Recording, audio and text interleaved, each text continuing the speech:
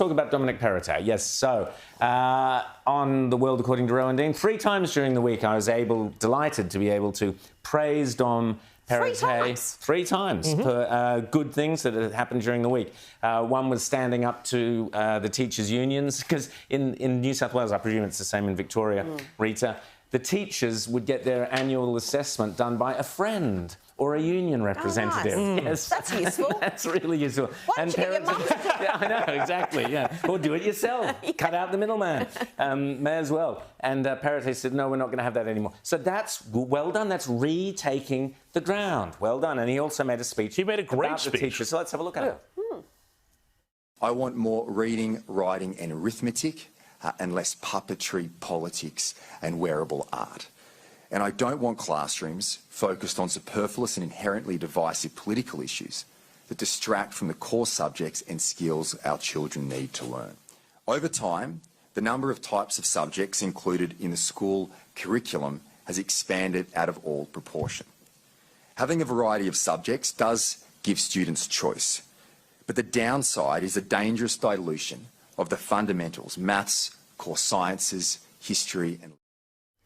This is what we must have. This is great. So, and this, you know, this speech, it didn't get enough coverage, I think, during the week, but it really, I think, indicated a return of Dom Perrottet to the philosophical roots that we saw at the start also of his premiership when he came in. And he was the guy, you know, he was the guy who opened up the country, not Scott Morrison. Right. He leveraged that. And I'll also say one other thing he did. We talked about the teachers' union, this excellent speech we can go and look up. But Queensland land tax. Queensland land tax. That's the third thing. He said, no, Annastacia Palaszczuk, sorry, we are not going to play ball with your ridiculous attempt to tax people on land that they don't own in your state. It's a bandit tax, highway robbery. It's a complete bandit tax. That's the only word for it. So this is a sort of course Dom Perrottet needs to steer for the next several months through to that election if he wants to keep the coalition in power in New South Wales. He's got a big mountain to climb with it, but you know, this is the way to go, and he should be absolutely congratulated, I think. Well, I would love to congratulate him, because I did at the time when he was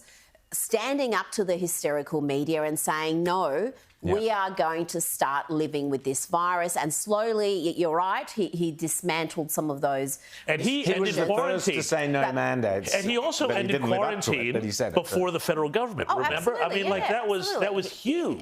And he really put National Cabinet and the federal government in a position where they had to follow. It would be. But there's a big but here. Yeah.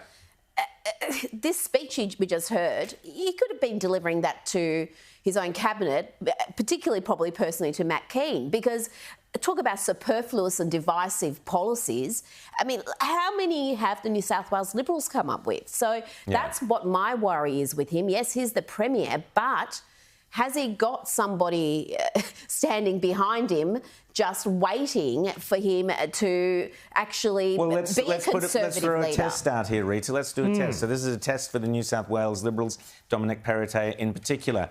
The Greens are trying to put forward a radical LGBTIQ... Well, it's the Independent, Alice, Greenwich. The Independent, OK, sorry, it used to be a Green. Yep. The Independent, Greenwich is trying to put forward this bill, which is basically, you know, making transgender transitioning for children legal. It threatens to jail parents for daring to protect their children from gender transitioning, even praying for someone to not go down the path of transitioning. You could go to jail for that. This is evil stuff. We've seen it in California, similar stuff. Will Perrottet stop this madness? That's the test, Rita.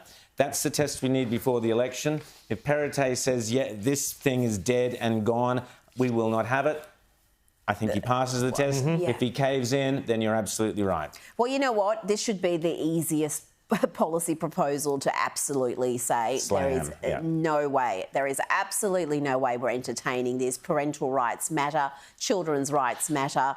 And we've seen some of this stuff in Victoria. And I can tell you, the Liberals down there ran dead. They did not... Well, but I mean, the Liberals down there, they also wanted to beat Labor on their climate change targets. But on this bill, you know, here's the key point here. And it says it will become illegal, this is according to this report on it, telling your child to wait until they're 18 years old to have puberty blockers or sex change surgery that have irreversible effects. Now, that should be the most logical thing in the world. Now, if that is too radical, then I don't know where we are. Yeah, exactly. Well, the test there, Mr Perrottet Premier, we look forward to the results prior to the election.